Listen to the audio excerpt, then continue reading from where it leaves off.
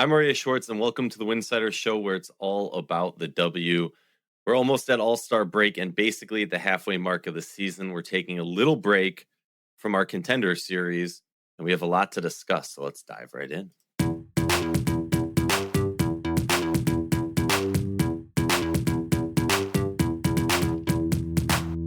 Before we get into today's show, just a quick reminder, Winsidr is a fully independent WNBA news site, and everything we do is supported by listeners like you.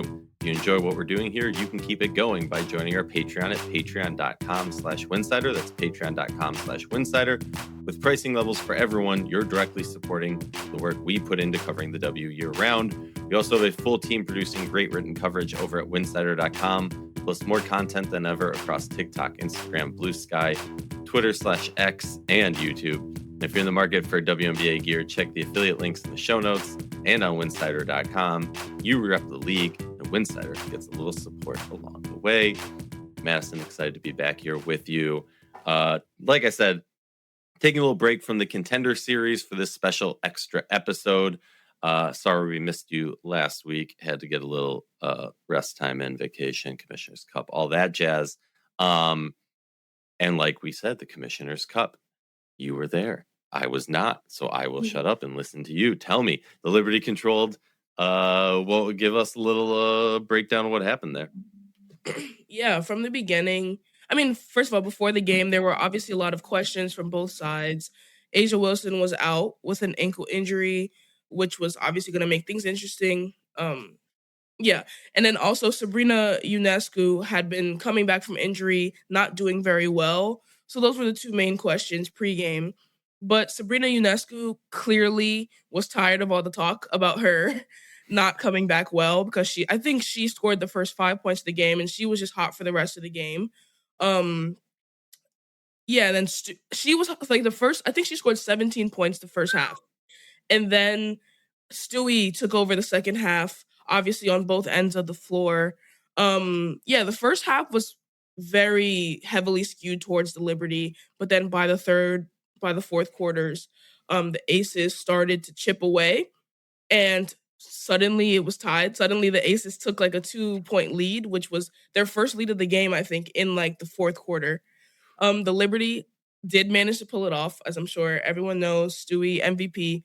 I mean, yeah, it was a great game, great environment. It definitely showed that the Aces are capable of competing without A'ja. Obviously not like anything long term, but against the Liberty, like that was a pretty impressive showing, I think.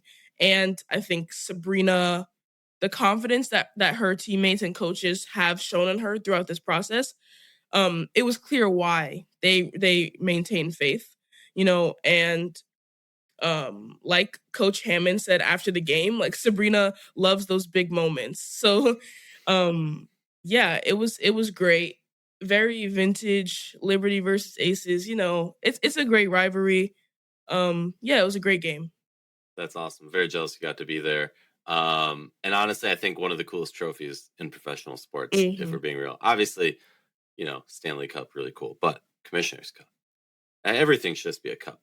You should be able to drink celebratory out of any trophy that you're winning. I just think any team trophy, that is. Okay.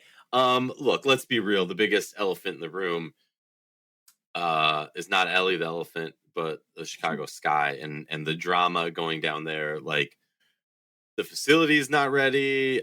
Somehow this offseason, they were able to sign a plethora of players who are coming off. Like, first of all, that is the most ridiculous whole. Like, nobody's talking about this.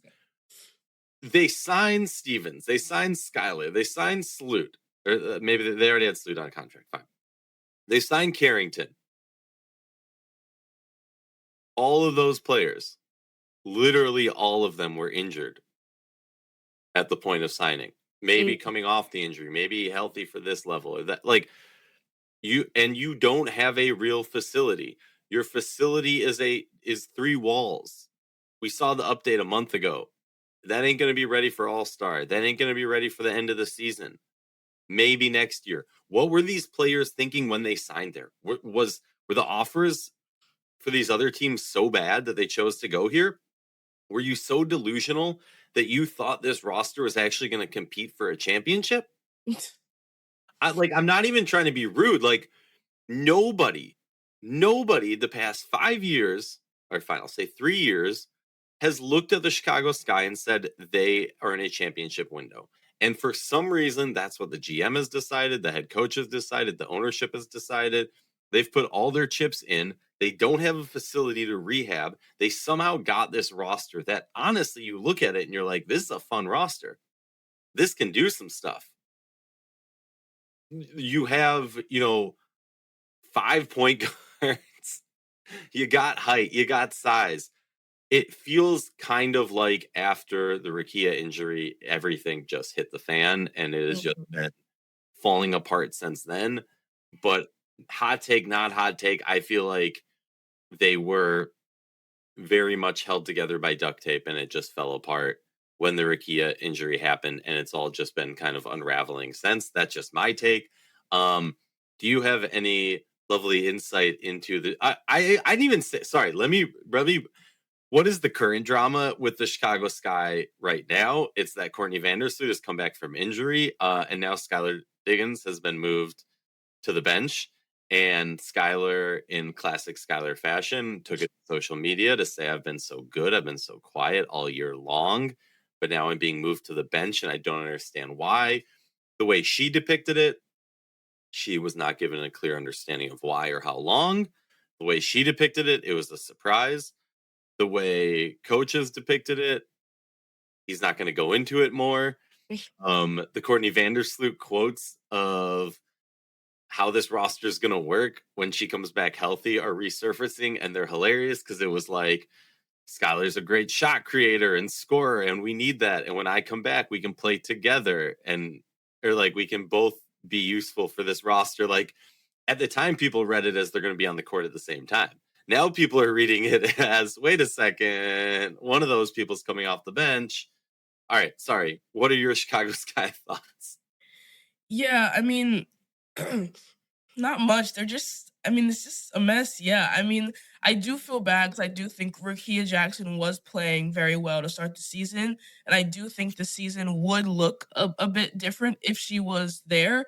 But like you said, like the issue started at the top and no player can fix that. The facilities, like you said, I mean, yeah, that's a mess. And like we talked about, health is important and facilities play a part in health. So, I mean, it's all tied together. Also, I'm so confused on why they would even take a risk signing Skylar knowing that they don't have everything together, because I feel like that she would be the one to call it out publicly. So if I feel like if you know that your team isn't ready to accommodate someone like her, then don't sign her. I guess they thought that they were. They thought that they would be able to keep her. Did you see that quote? I forget if it was from the GM or from coach that was like, yes. That was like, I wouldn't want Skylar on my team if I didn't think we were going to win, because like then she's going to be mad at me the whole time. And it's like, you see this? Like, you see, all right, sorry, yeah. Yeah, no, exactly. I don't understand. I do think, yeah, there's definitely a different inside perception versus what we're all seeing of like what this team is here to do in the next few seasons. So yeah, I mean, it's a mess. I don't really know. It's a mess. I hope they figure it out.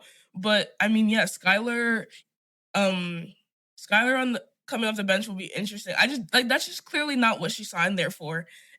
So I think it'll be interesting to see how it works. Oh yes, it will. We'll get into that in a moment. Okay, real quick, we're at the halfway point of the season. Essentially, who's your favorite? Who's the real favorite to win it all? You're on the hot seat.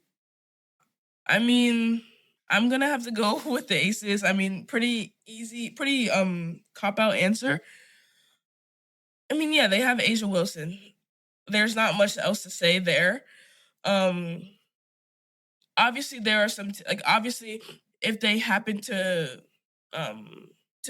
meet up with the Liberty before the final, then that could get shaken up because we know that the Liberty kind of have this knack for beating the Aces. I think they're like 8-2 in their last 10 matchups. So if they were to meet up in like the first round, like that could be interesting, right? But I don't think that's gonna happen seeding wise anyway. So yeah, I'm gonna have to go with the Aces. pretty. For me, it's aces.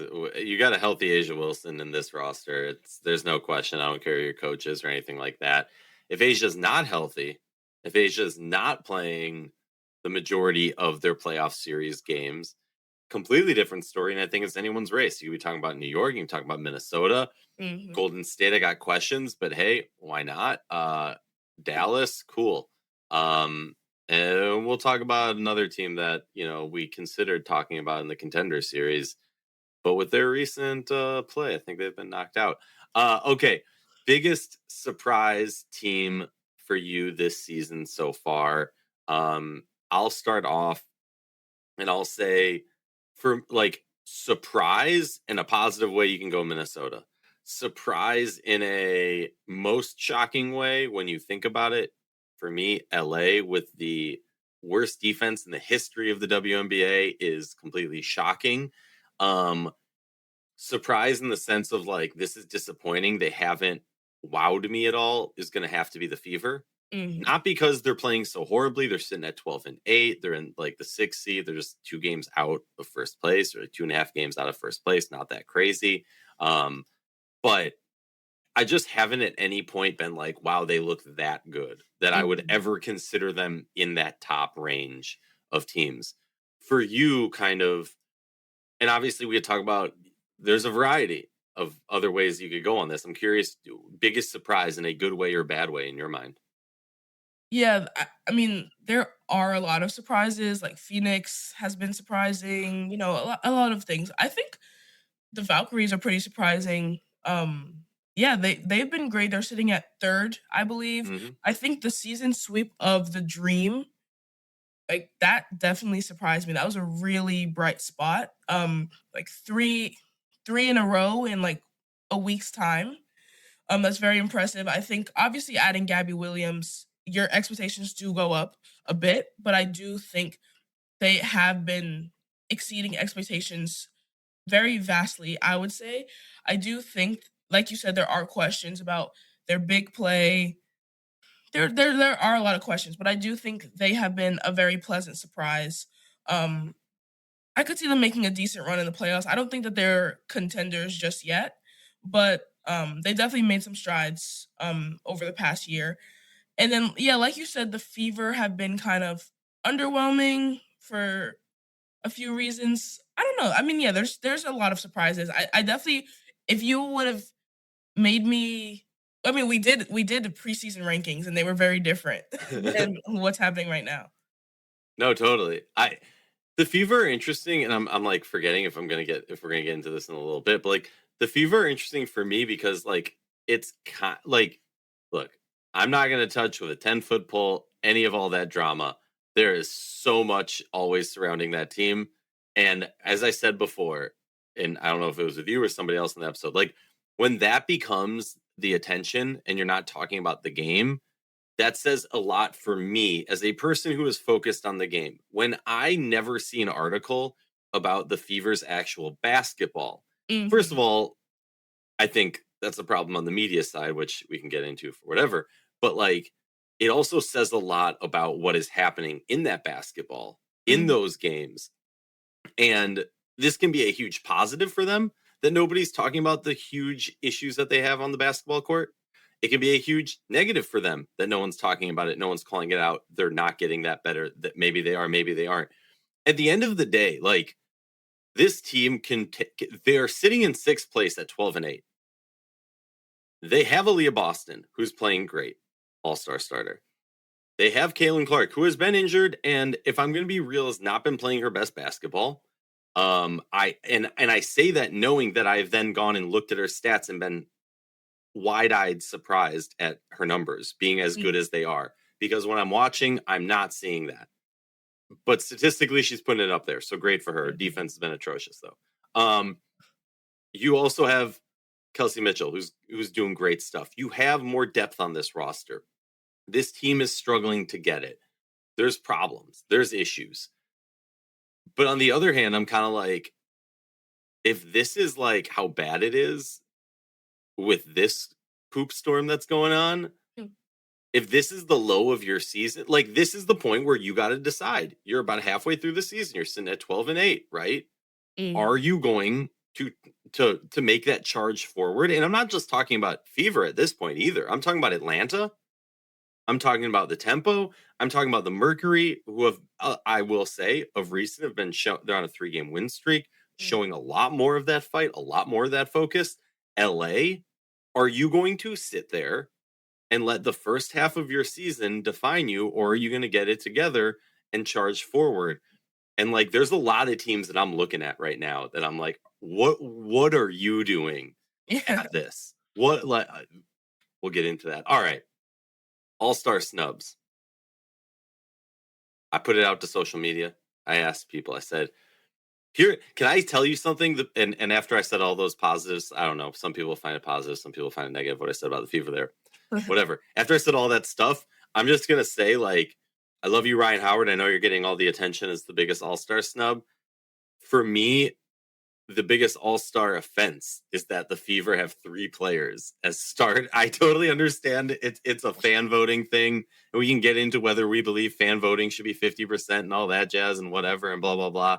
I don't think so. I think it should be media, fan, players. I think it should be all split even, because I understand the importance of fandom. I understand the importance of media.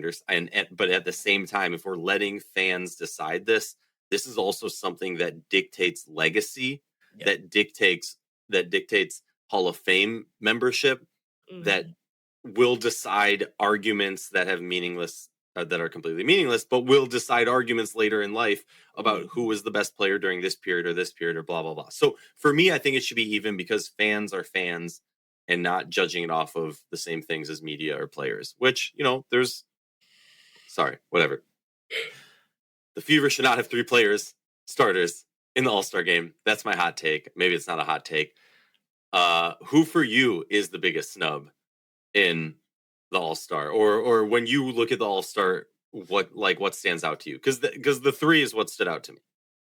No, yeah, I totally agree. And like you mentioned earlier, like Ryan Howard, or just the Dream in general, not having an all-star starter, to me is just like crazy, especially when the Fever have 3 and they have consistently been worse than the Dream this year. And then like I agree with like the fan, like the split of the voting, because when you see players vote like Ryan Howard is number 2, like she should be an all-star starter, right? Because they're the ones playing against her. Like obviously, also like fandom. I feel like fandom is skewed towards offense in general, because offense is more exciting to watch, right? You see by the fan votes, like defense clearly isn't a priority, which is fine, because it is more fun to watch, the shots or whatever. But especially in the All-Star game. Right. But Ryan Howard has been a great two-way player. And I definitely think she should be an all-star starter. Now, luckily, like when it comes to the legacy and stuff, like doesn't matter if you're a starter, and she definitely will be an all-star, like I'm assuming. So luckily she'll be fine. But I think, just the Dream having no all-star starters to me was a little ridiculous. And like, I don't think that all-stars should be that tied to team record, but at the same time, like the all-stars are supposed to be the best players at this point in the season. The best players carry their teams to better records.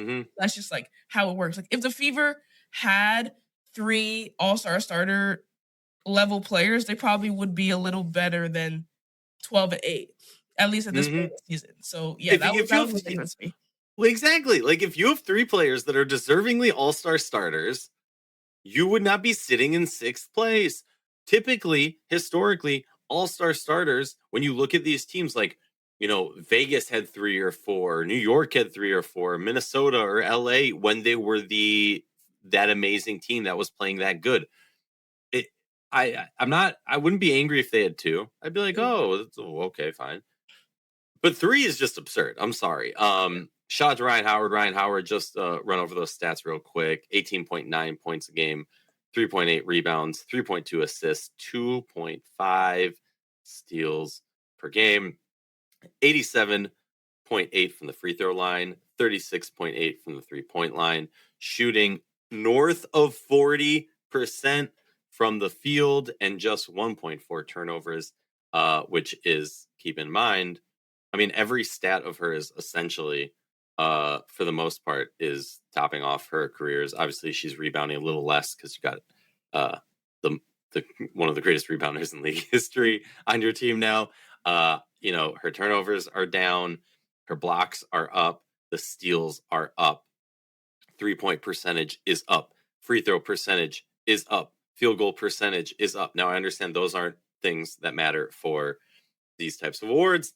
But yeah, I just think players are biased in their own way. Yes, they're playing against them. They also have beefs and personal issues with players and things like that. So like votes are going to be skewed on that. Yeah. And that's why, but in the same sense of like, and please don't take offense to this, but like New York is a giant place with a giant fan base. So New York fans are going to have a larger fan base of voters than, let's say, I'm trying to think of like a good small Connecticut, right? Like a Connecticut fan base, just numbers wise, does not have enough people. So yeah. All right, cool. All right.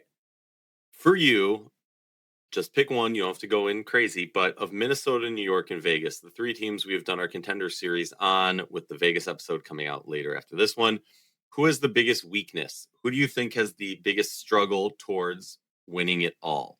I'll go first because I'll give you a little. I didn't put this in your mind. I'm going with New York just because of coaching. If I'm going because of roster, I'm going Minnesota. Fee coming back healthy, all that. I just have more faith in a playoff series in Becky or Cheryl. What do you think? Who's got the biggest weakness? Yeah, I was also gonna go with New York. I think, like, obviously they've been up and down this season. That's injuries, whatever. They can't really control that. But in a lot of those games, they also haven't been doing the best job of controlling the controllables. Like, there's been a known, like, effort problem, which keeps coming up whenever they lose, like when they lost against Seattle and LA. And they have a really tough schedule going along. And like that type of effort obviously isn't going to win games against Minnesota, against Dallas, against whoever. I also just think, like you said, coaching, the lineups, there's been a lot of things that have been a bit questionable. And I also think we talked about this in the previous episode, just like for example, Jonquel Jones, we talked a lot about how she likes to stick around the 3-point line and doesn't like to go into the paint, which I do think is a problem and will present itself as a problem, especially when Fee comes back, like against Asia Wilson, against these big teams. But then when you talk about coaching, it's kind of reinforced because before the Commissioner's Cup game, like the coach said that he sees Jonquel Jones as a big guard more than anything else, which I don't think should be the message. Like, yes, she's capable of playing like that, but that shouldn't be what we're doing, right? I do think obviously they also have a really high ceiling. Like they have Satu Sabli coming back. Sabrina Ionescu hasn't played her best basketball yet. I hope so. I do think the Commissioner's Cup was close to it. So yeah, I would say New York just because of some like not roster, and obviously when they're playing their best, they look amazing. But I do think their lows have been pretty low, and also low for reasons that they should be able to control at this point. No, I'm totally with you. Okay, real quick, because we're running out of time. Trade deadline. If you're a GM, put your GM cap on. What players are you calling about? So you're of a fantasy team, right? So it's anybody. If I'm GM, I'm calling about Skylar. Mm-hmm. I know, fine, whatever. I put this to social media. A lot of people were saying Cam Brink. And I think the obvious one, there's someone in New York. I'll let you take that one. I'm also like, for me as GM, I wouldn't do this, but I feel like it has to be the conversation of Aryeh. That's a lot of money, and it's a lot of hard to make that return. But yeah, those are the three players. There's obviously one player in New York that's been getting a lot of chatter. That I feel like if you're not doing your due diligence of a GM, if you don't call about her, who am I talking about? Yeah, Benijah Laney Hamilton. I mean, yeah, she's got 2 DNPs, coach's decision in a row. she doesn't seem to be, it doesn't seem to be like a mutual decision, obviously. Like, she seems pretty upset. It doesn't seem like she knew that she was going to be benched before the games. So there's a lot of things going on with that situation. I think, yeah, a lot of teams could benefit from her. She hasn't been playing her best. She's coming from injury, but she was integral in that 2024 championship squad for the Liberty. Great defender, and she can produce offensively in a smaller role as well. So yeah, I definitely could see a few teams calling about her. I agree with Skylar. I do think a lot of teams could benefit from her starting.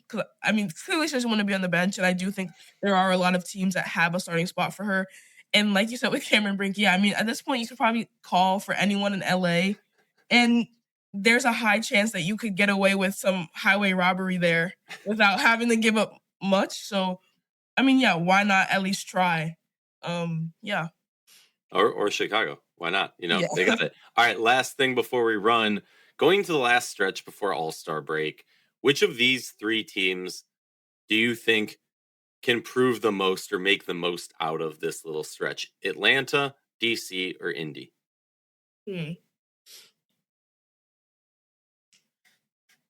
I'm going to go with Atlanta just because they came into the season.